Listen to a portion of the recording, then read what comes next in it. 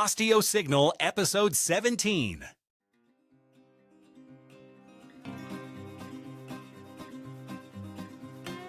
This is OsteoSignal with Neil D. O'Neill, a podcast exploring how your body's natural design connects with osteopathic science, translating complex signals into practical insights so you can truly thrive. Welcome to the OsteoSignal podcast. I'm Neil O'Neill, an osteopathically trained manual physical therapist with years of experience of using research and translating that into clinical care. And with me today is Autumn Mayberry, another osteopathically trained manual therapist. And Brent Mayberry, he is the layperson ombudsman. He's the reach out person to help us all make sure that this means something to everyone. Hi there. So welcome both of you, and this will be great. We'll have some interaction here, discuss some things, have some actual clinical relevance and clinical treatment. So that's where both of you come in. That's always awesome. This episode is on the neuroendocrine axis, from survival to thriving, or as I like to say, from survival to thrival. We're coining a new term here. This podcast explores how structure, physiology, and adaptation interact to determine whether the body merely survives or truly thrives. In the OsteoSignal framework, health can be thought of in three broad states. Failure to thrive. We don't like to see this, but certainly this is definitely something we see medically, where the physiology is dysregulated and adaptive capacity is low. Survive. The body maintains function, but at a physiological cost that takes up most of the energy of the organism or the person. Thrive. Systems communicate efficiently, and the organism adapts with resilience and readily overcomes daily life challenges with energy to spare. One of the most important systems governing where someone lives along that spectrum is the neuroendocrine axis. So let's get into this topic, the neuroendocrine axis. It's something that we see a lot of written about it, but everybody has something to say about it. I'm not always sure that what they're saying is as effective. So if everyone has a little more information on it, I think that would help. So the neuroendocrine axis is the body's command network. It's essentially a body-wide communication network using the nervous system and hormonal system to communicate health and thrival to the bodily systems. At its core are three structures: the hypothalamus, a small but powerful region in the brain that constantly integrates signals from the body, temperature, immune activity, stress, blood chemistry, and emotional input. The pituitary gland. Hey, Neil, could I just jump in there and just ask a question? Sure. So the hypothalamus, is it just like a kind of like an overall sensor for their body? It's taking in all these signals from all over the body. Is that correct? That is correct. Yeah, so it's taking in all sorts of sensory information, not only on your somatic sensory side, like your body wall side, but also your autonomic, your vagus nerve, your sympathetics. All that information comes into the hypothalamus, and there are these little modules in there that are all integrated. And what their job is, for example, satiety of eating. There's a module in your hypothalamus. So when people take a GLP-1, that's the part of the brain that the GLP-1 is communicating with. So there's all these modules in there that they're looking like sleep-wake cycles, energy levels, all sorts of things that it takes in. Those neurons make decisions, and then they send out, hey, here's what we're going to do. Here's how we're going to live for the next 6 months or 6 weeks of our lives. That's why anytime you measure certain hormone levels, it really is no use of doing a test in less than 6 week periods, because the amount of time it takes to really see this change is usually around 6 weeks. So it's certainly a part of the hypothalamus. So it makes plans for like in 6 week chunks. Generally, correct. Yeah, it can make decisions now. For example, your sympathetic, your fight or flight. It integrates fight or flight. That's where PTSD really comes from, because the hypothalamus is integrating information and then tying that to other information coming in, other sensory information. And that's why so often somebody with PTSD, that there are triggers. Those triggers are something the hypothalamus put together with those memories and said, when these things happened, this terrible thing happened. So if these things start to happen, freak out, run. We need to have this this X response. Exactly. Gotcha. So, and of course, then right above that is the limbic system. So the limbic system is our emotional system, our emotional response system. It's broader than that, but it's convenient to think of it a little more simply that way. It works. It helps with the conversation. So yes, this hypothalamus, we call the pituitary the master gland. Well, if that's the master gland, the master determiner in your brain is the hypothalamus. And so, for example, when we're told that, oh, we only use 15% of our brain's processing power, it's interesting that people say that, because what they don't understand is that it's not you're just aware of the 15% of processing power. That, the cortex is using 15% of the power. The hypothalamus is a major powerhouse in the center at the top of your brainstem that's making all these determinations, taking in all this information, making all these plans, coordinating with so many things, and making plans for up to 6 weeks about how you're going to live, and is constantly updating that and making a 6-week projection about, for example, here's what the general trend is in temperature. Your thyroid allows you to live in different parts of the planet, but that is determined by your hypothalamus, which is why so many times when Gotcha.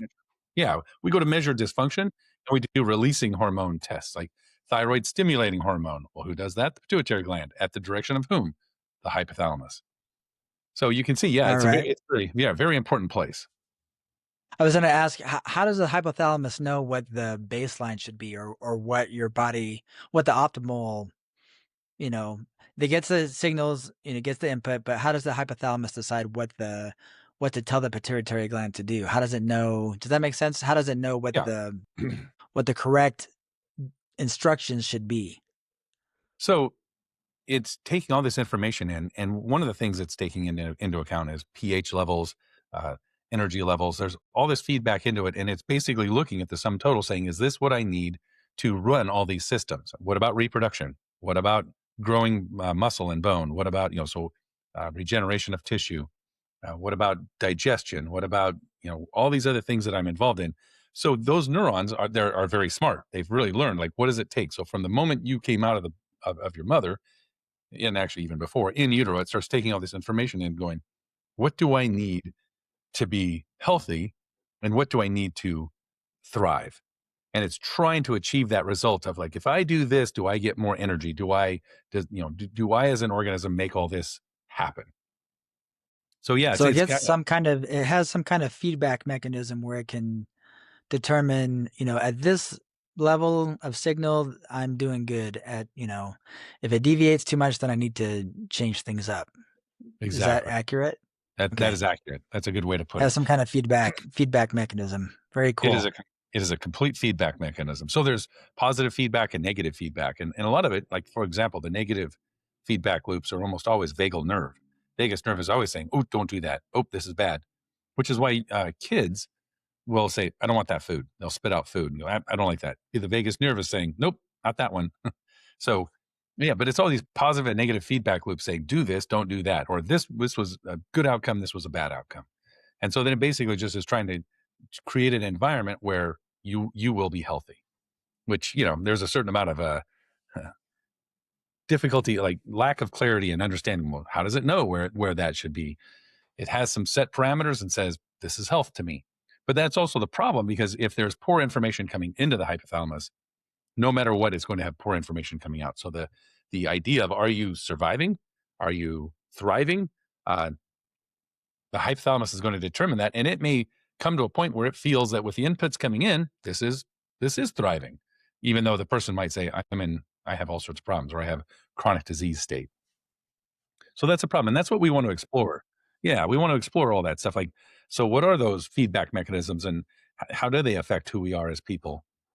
If everybody knows that a little better, not only manual therapists, but also just the general public understands that, then they could make better determinations. And I think everyone's been on some social media and seeing, hey, tap here to make your vagus nerve like you better. So we're going to Yeah. discuss that kind of thing, right?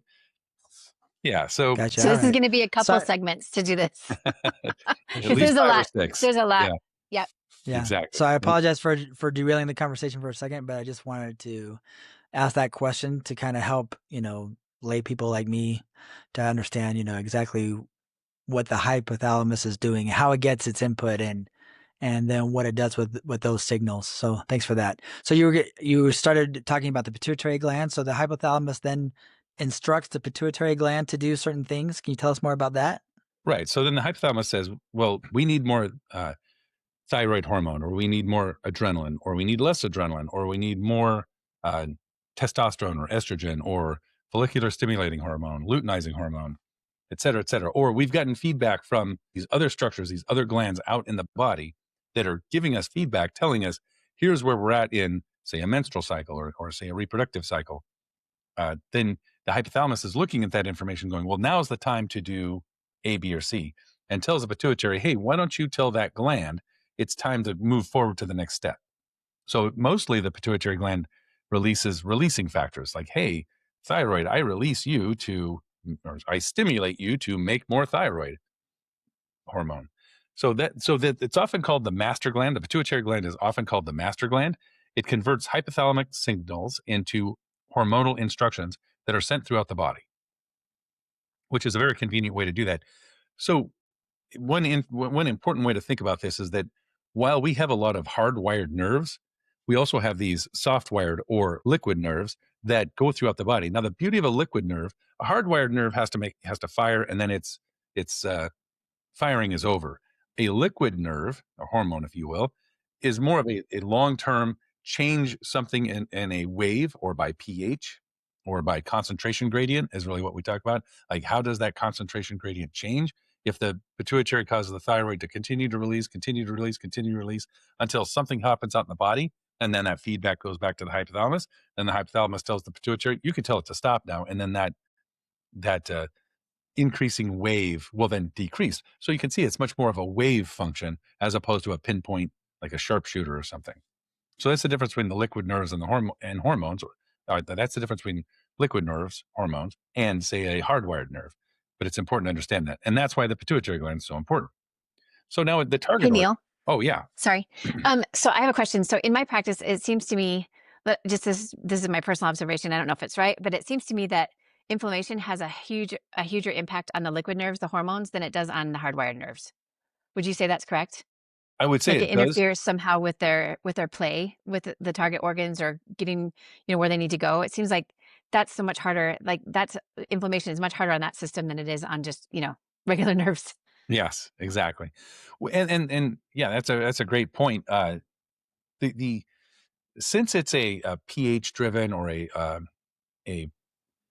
it's driven by concentration, or it's a concentration gradient sort of thing. If there's inflammation in the area that interacts with those chemicals and changes them, such that on their way to the gland, the message gets scrambled. So the gland Right. or the target organ doesn't get the information or doesn't get it properly. Hmm.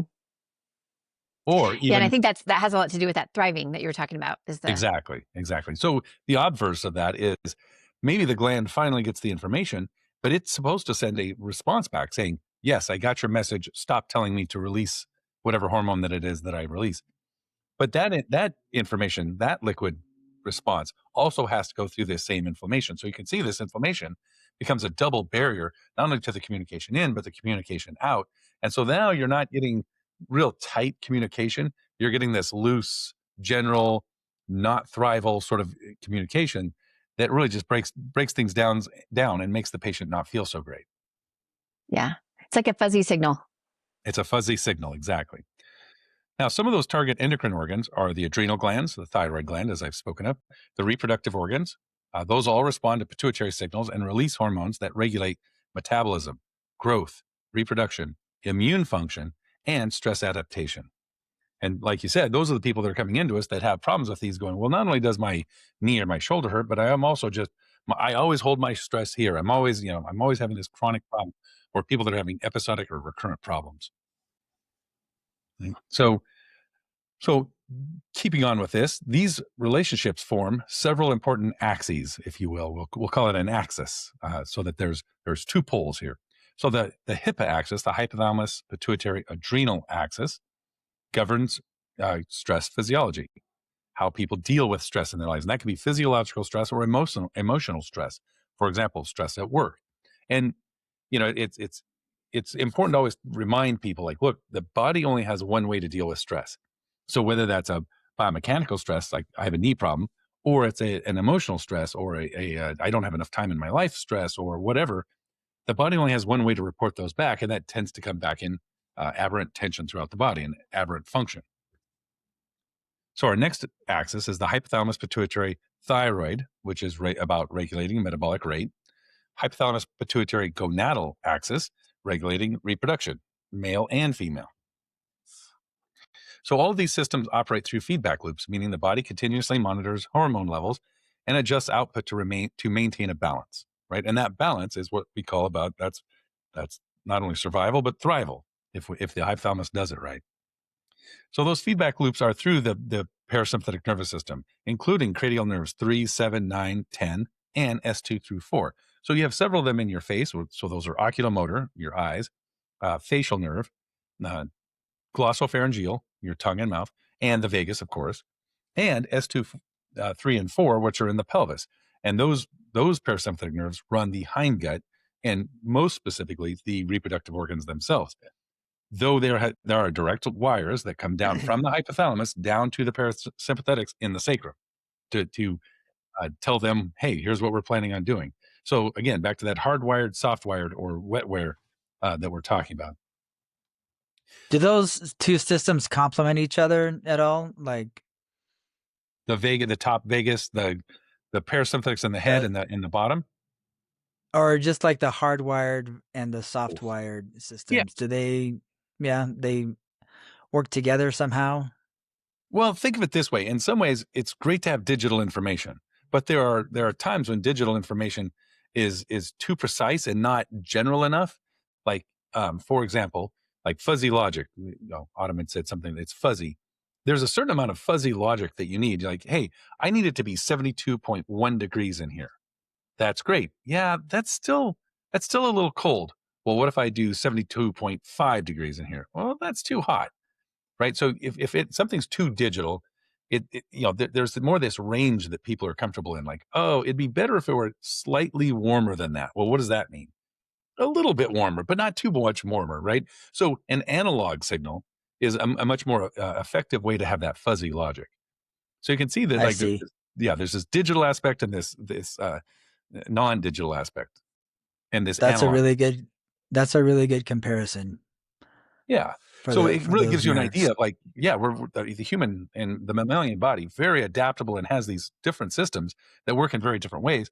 But by combining them together, you get this fantastic result that, I think a lot of people are pretty happy with their lives and their abilities to live. Right. And then thank one more goodness question it's not real just quick. one kind. Oh, Yeah. what's that? I said, thank goodness it's not just it's one kind, that it's not just hard, wires or just liquid. So, the hypothalamus can monitor all those different things, but also damaging one system, you're not totally not able to continue function. So Exactly. You're not reliant on only one source of information, right? Brent, what were right. you And going then to with say? just one more question is, just for those who aren't familiar with terminology, the hindgut, is that just the end part of your colon, kind of? Is that what the It hindgut is. is? Okay. That's a functional differentiation. We talk about the foregut that prepares food, brings in food, prepares food, starts to digest it and break it down.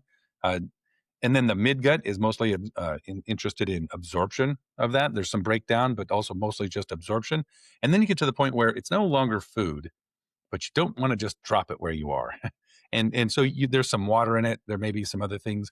Yeah, and you're just basically holding on to it and kind of planning, what am I going to do with this? That's kind of the hindgut. But in addition to that, we've kind of built the reproductive organs off of that, specifically a uterus, vaginal canal, tubes of the male's tubes, part of the prostate. So there's these other things that have come up in that hindgut. It's not just an elimination portion. There's other structures in there that are, for example, you are eliminating a fetus at some point, saying now it becomes a baby, or eliminating semen to have a baby. So it's still about elimination, but just in a different way than you might think. So yeah, we use that hindgut just to differentiate function. Gotcha. Okay. I don't think that that's a common term that many people know about. So I just wanted a little clarification. Yeah. Thank you. Yeah. Because we throw about some of these terms. We use it a lot, but not everybody else does. It's a little jargony. Yeah. And that's one of the important things to understand about the information that I'm bringing. Look, I'm not a medical doctor. I didn't go to medical school. However, that doesn't mean that medical ideas and medical thought and medical history, and so a lot of the medical history that I look at is, how did we come about the medical knowledge that we have? And I would say that one of the problems that we see is that understanding where medicine has come along and seeing the advances and how it's taken it and how people have gotten there and how they put that information together, because it's those people, those doctors, those researchers that predetermined. They said, "Hey, look, there have to be these wet nerves. We know that there's a tumor here. There's something, between that tumor and this other place in the body that breaks down when you have this tumor, but there's no nerve between them. There's no hard nerve between them. So there must be like a fluid or a messenger of some sort that goes there. So that's why we were even looking in the blood for hormones, right? So if you understand where medicine came from and how it's progressed. So I don't, Autumn and I don't speak in purely modern medical terms, because so many of the ideas they're the preliminary ideas and the understanding of like, hey, let's look at function and not just form. And that really helps people understand like what's going on. And that's how medical science has gotten to where it is. Unfortunately, that those aspects of it are not always taught, which is why we're teaching it here and discussing it here, saying, let's talk about the hindgut, let's talk about the foregut, let's talk about these axes. So some of this will overlap a lot with what you see, in other places, but some of it, and thank you for pointing that out, is like, hey, what are you guys talking about? That's not a commonly used term. Yeah. So yeah, thank you, Brent. That's awesome. So No worries. We'll keep that up. Okay. So we were talking about the hypothalamus, pituitary, adrenal, thyroid, gonadal axes, and then how those systems all operate through feedback loops, and that the body continuously monitors between hormone levels and adjusts output to maintain balance, and that those feedback loops are through parasympathetics and sympathetics, both an afferent, which means sensory information, and efferent system. So a sensory and motor / neuronal reflex response system. So there are simple reflexes in the body. For example, the knee jerk reflex. You tap the patellar tendon and the knee jerks. However, a lot of the reflexes in this hypothalamus axial or axis system is a long-standing reflex. Again, we talked about 6 weeks. How does the hypothalamus know that for 6 weeks? Well, it's sending out these reflexes that in general, it's going to take a long time for things to change to alter them. And that's why I say, it's about 6 weeks out before you see real changes in this hypothalamus system. It's not a quick acting system all the time. It can be, but not necessarily. Okay, so when this communication works well, physiology is efficient. When it breaks down, first we get dysfunction and then disease begins to emerge. And things happen. Now, dysfunction does not cause disease. Disease is its own thing. Something is broken down, whether that's been an injury, there's been a change in cells, either they've aged out and they've died, or there's their genetics have changed, they've mutated to some degree, not necessarily into cancer, but something that may not function properly and not interact in the system appropriately. So we'll see that there's these two layers really of dysfunction and disease. So we're going to look at that a little closer. Now, one of the ways to elucidate all this information, we've been talking about this neuroendocrine axis and how that really rules the body. There's actually another piece to this, and I wanted to bring this piece in. It's maybe a little bit different way to look at it. This is part of our neurobiohacker series that we teach at Pursuit Performance training in the OsteoSignal tradition here, and that is the placenta. So the reason that I want to bring in the placenta, it is one of the most fascinating ways to understand the neuroendocrine axis through the placenta during pregnancy. So the placenta, most people kind of think maybe it's simply a nutrient exchange organ for the fetus, right? It just gloms onto mom and says, "Hey, give me some stuff, and that's cool. We'll be friends, and then after this, you can feed me later, and then I want the keys to the car in 18 years." So much cooler than that. Right, exactly. It's so much cooler than that. Okay, so during pregnancy, the placenta produces hormones such as human chorionic gonadotropin, HCG. The placenta regulates progesterone and estrogen production. It influences maternal cortisol levels. Now, cortisol is the stress hormone. It communicates with the maternal hypothalamus and pituitary. It also communicates with those very same glands, the thyroid, the adrenal, which is that's how it does all these things. The gonad, obviously, if it's going to regulate progesterone and estrogen production. And of course, the gonad in the mom is an ovary. So the placenta becomes part of this neuroendocrine axis. And in some ways, it's not as high as the hypothalamus, the mom's hypothalamus, but it inserts itself somewhere in there to be able to attach to the rest of the axis and cause that axis to change what it's doing to the benefit of the fetus. Okay. So behind every pregnancy is a complex chemical relay race, and it all starts with HCG. Produced by the placenta almost immediately after conception, HCG acts as the master signal. It's the reason menstruation stops, and it's what triggers the production of progesterone and estrogen, the two powerhouses of fetal development. And that's what drives fetal development. So already you can see, oh my gosh, mom's neuroendocrine axis has been somewhat taken over by this intruder. And what we want to see is we want to elucidate not only the healthy way that neuroendocrine axis functions, but also how it dysfunctions or how it breaks down in seeing like, so this neuroendocrine axis is functioning and then an interloper comes in and changes how it functions. And then that interloper exits mom's body, no longer the placenta leaves. And now mom is supposed to take over her own neuroendocrine axis again. And what we see is a lot of breakdown in that. We see breakdown in that through the pregnancy, for example, preeclampsia, et cetera, and afterwards. Like there's very common to have all sorts of tendinitis problems after giving birth. And everyone says, well, it's because I'm holding the baby all the time. And, or, I'm holding the baby all the time and that's why my thumb hurts or that's why my shoulder hurts. I have this odd tendon problem. So that's often when we see these things, but those are really indications that neuroendocrine system has broken down and has not recovered from having had a baby. So we want to talk about that. We want to use that to illuminate the problem. And that placenta takes over about 8 weeks gestation, right? It actually starts taking over immediately as soon as they're okay. Well, because it has to allow implantation. Because I kind of said interloper, but as often is joked, it's a parasite, and mom's immune system should say, "No, I don't think so, pal. You're out." And so that the placenta's job is to talk mom and her immune system into not ejecting them, allowing it to implant and then grow into the uterine wall and really meld with mom's body and not have the body reject it. And of course, how well does the placenta do that? Well does mom's body give up control to allow the placenta to do that? It's a very finely controlled situation that only happens during pregnancy. And so it's a great opportunity for us to be able to see into what's going on. And it gives, then when we go back to just a person without a child inside of them, then it gives us an idea of well, it gives us a window into seeing how that neuroendocrine axis functions in other situations. So I thought and each time a woman has a pregnancy, there's a different placenta. So that right. There's a new placenta. Each one has its own influence on her neuroendocrine system and even her physiology, right? Like exactly biomechanics and everything. So right, and then it has different genetics. It's a different right. How did it recombine mom and dad's genetics? How well does that work?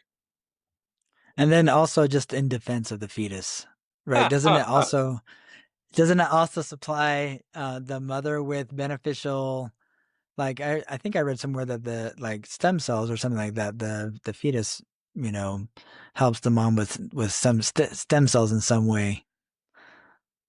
Well, it is right, that is true. To justify They're not her its stem cells though. yeah.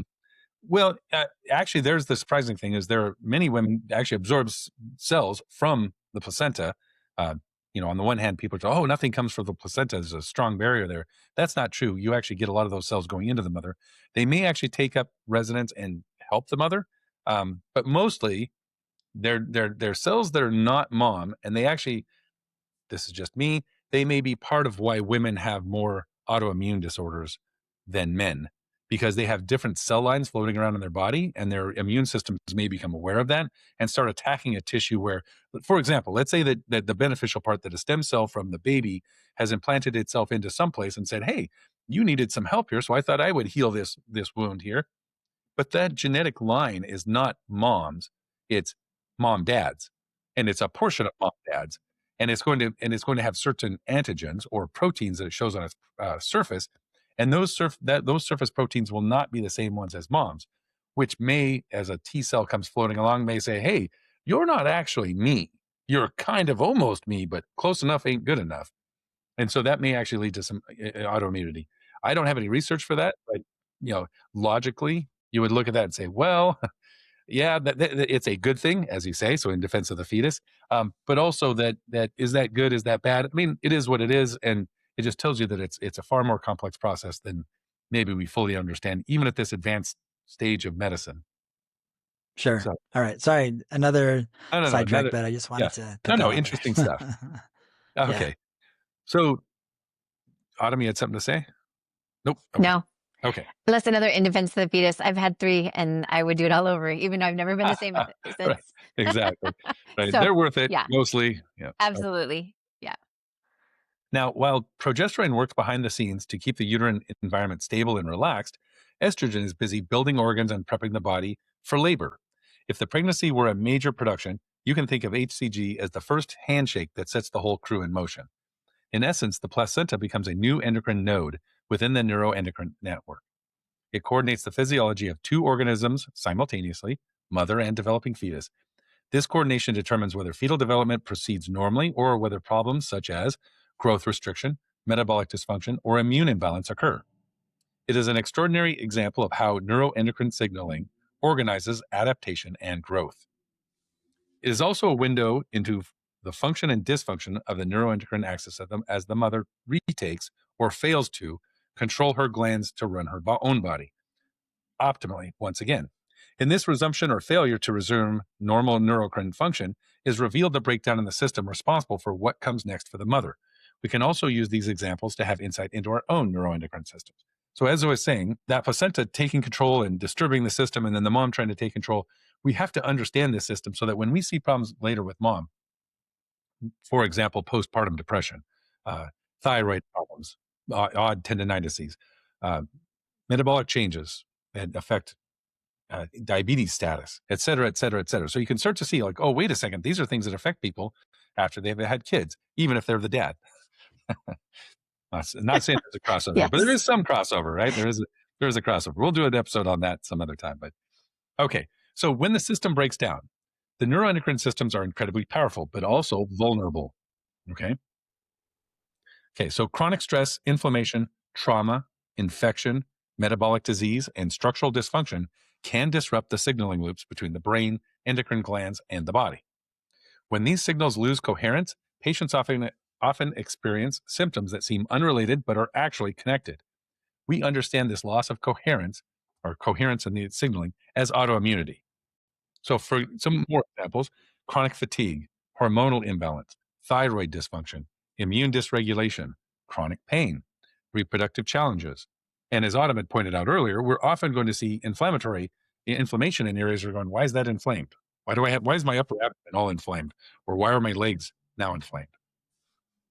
Have edema or swollen, are other terms we use for that. So clinically, these individuals often exist in the survival physiology state, right? They're surviving, but they're not thriving. Their bodies are functioning, but at a cost. Cortisol patterns may be abnormal, thyroid signaling inefficient, immune responses exaggerated, and tissue healing slowed, right? All these problems that people come in and go, I don't know, I'm just not, I'm feeling older now. I'm not healing like I should. I'm not recovering like I should. Okay. And those are people we call patients. Okay. So where osteopathic manual therapy fits. So this is where osteopathic manual therapy has an important role. Manual therapy does not replace medical care for endocrine disease, but we can influence the mechanical and neurological environment in which the neuroendocrine system operates. Osteopathic clinicians often work with structures intimately connected to neuroendocrine regulation. For example, the cranial base and hypothalamic region, dural membrane surrounding the pituitary, the vagus nerve and autonomic pathways, the hyoid, thyroid cartilage, and the thyroid, the diaphragm and its ability to function while driving adrenal function, thoracic structures influencing sympathetic output to endocrine organs. For example, the sympathetic nervous system, the motor units live in T1 through L2 in these ganglia on either side of the spine. Also, the pelvis, hip, and lower extremity and their ability to drive gastrointestinal and genitourinary function as well as gonadal function. Okay, so all those systems are very important, and those are all something we as osteopathic manual therapists can work with to help the person regulate their own health better. So by improving mobility, circulation, lymphatic flow, and autonomic balance, manual therapy can help restore the body's adaptive signaling capacity. In the OsteoSignal perspective, this represents restoration across 3 interconnected domains: the biomechanical, the bioelectrical, and the biochemical. We talk about that all the time, is that those 3 are just all parts of the same system working, and that's how the body's able to accomplish what it's after. So touch, manual touch changes mechanical forces in the tissue, right? So what we call mechanotransduction.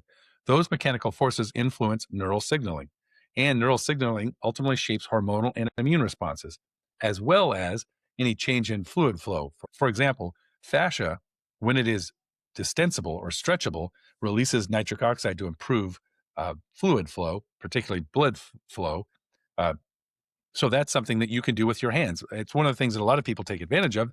That's why stretching or getting on a foam roller or doing some of that things, those sort of self-care things, people feel better after. Now, it's not in a coordinated fashion, and so it has limited value. It has the value for the moment. As an osteopathic manual therapist, and Autumn can attest to that, we certainly learn to work in a systems environment of how do I affect the entire system so that the whole system gets up and running at a higher level. So let's take a But clinical. then you got to integrate it into everything else. You just have to. You can't just end there. Which Right, I and it's think not it makes us different than everybody else. Is we're not like, oh, I treated the kidneys and now you're doing better. You right. patched the Now, kidney stone. Or, kidney, yeah. yeah. Right. I mean, that's the whole thing. Is you have to take this patient into this is a stochastic environment. A human being, when they come in for a treatment or where they're at now here today, is what's called a stochastic situation. That in other words, it's a one-off. They'll only be this for a very short period of time. And as soon as we start touching the patient and moving things around, ideally what we're doing is we're changing them into another position where they're much more fluid and adaptable, as opposed to being kind of locked into one method of surviving. Okay, so consider a patient who presents with chronic fatigue, persistent neck tension, and difficulty regulating stress, right? That person comes in, oh yeah, it's just rub my upper traps, So medically, their laboratory tests may show mild cortisol irregularities and borderline thyroid dysfunction. But when evaluated structurally, they may also show cranial base restriction, upper thoracic stiffness, vagal tone impairment, thoracic inlet dysfunction, diaphragmatic restriction affecting lymphatic flow, etc. So through a combination of medical management and manual osteopathic treatment, improving structural adaptability can reduce sympathetic overdrive and restore more efficient physiological regulation. Okay, patients often report improvements not only in pain, but in sleep, digestion, energy, and emotional resilience. This reflects the restoration of coherent signaling across the neuroendocrine network. Right. So from survive to thrive, ultimately, the neuroendocrine axis determines much of how the body adapts to the world. When it is dysregulated, the organism struggles. When it is restored, the organism becomes adaptable again. And it's really that adaptation or the adaptability that we build back into patients. And that's something that you have to evaluate all the different layers. So just because somebody comes in for a knee problem doesn't mean that we treat the knee. You have to treat that whole system, because the knee is just the place where the symptoms are focused enough that the patient has something to say, hey, I have a problem here. That doesn't take the rest of the system into effect or into account, right? The goal of osteopathic care is not simply to treat symptoms. It is to help move the body from failure to survival and ultimately to thrival. That process depends on restoring communication across the body's signaling networks, and the neuroendocrine axis is the most important of those networks. So we're going to really get into the depth of those axes and explore them each individually and try to understand them in more depth. But for today, So we're gonna do more. This is like a series that we're kicking series. off. Yeah, That talks about each of one of those axes. The hypothalamus, pituitary, adrenal, thyroid, and gonadal exactly. axes. Those 3. Those Good job. Right? Okay. All right. And we want to look at all 3 of those, because there can be ways that those break down, particularly in pregnancy, but also then in life. And so if we can compare and contrast how they break down in pregnancy, then we'll also be able to see into also our male patients, but our female patients who may not be pregnant now, but have been pregnant, or even the ones who have not been pregnant. We can see how that neuroendocrine axis begins to dysregulate and not be able to provide survival or even thrival, right? We want the patient to thrive, but sometimes people are just barely making it coming in the door. So Yes. we want to make sure that they feel much better, that they have a better life, and that's really the point. I mean, that's the whole point of medicine, of medical, the medical approach and understanding these things is saying, look, we want patients to feel young, as old as possible. And I think that's most patients' goal too, is to feel young, and right up to the day they die, right? Yeah. Yeah, So I I was think gonna say, and so the placenta in this discussion today was just like a case study of an example of how the neuroendocrine axis works. It's just one example, right. right? Yeah, Yes, and that we'll was use really that fascinating. example. Yeah, and we're going to use that example to really tease out more about the adrenal glands, more about the thyroid, more about the uh, gonads, and then ultimately, even there are other organs involved in that. For example, the primary lymphoid organs, or your primary and secondary lymphoid organs. Lymphoid organs are immune regulators around the body, immune reporters around the body. Uh, for example, the thymus gland. And of course, it's interesting. I was listening to Andrew Huberman, who's a big scientific podcast. And even the doctor that he had on there was saying, well, actually, the thymus never goes away. Whereas a lot of the information in the past is like, well, up until about the time of 13 or 14, then your thymus goes away. It doesn't go away. It continues to produce low levels of T cells, but you have other centers, your lymphoid organs, that are producing T cells as well, and they have very specific T cells. So we do want to look at this neuroendocrine axis, and we want to look at each of its parts because we want to talk about the disease and dysfunctional states that go with that. Because in that, I think a lot of people who are listening will either they themselves or somebody they know will have had these problems, and they'll go, "Hey, wait, I know somebody who's had postpartum depression. I know somebody who's had thyroid problems." Or there may be people out there who are having some problems and not understand their origin. And now they can kind of pick that out and go, hey, wait a second. Maybe I should pay more attention to this blood test, or maybe I should push a little harder on why am I having tendonitis all throughout my body? That doesn't make any sense. Yeah.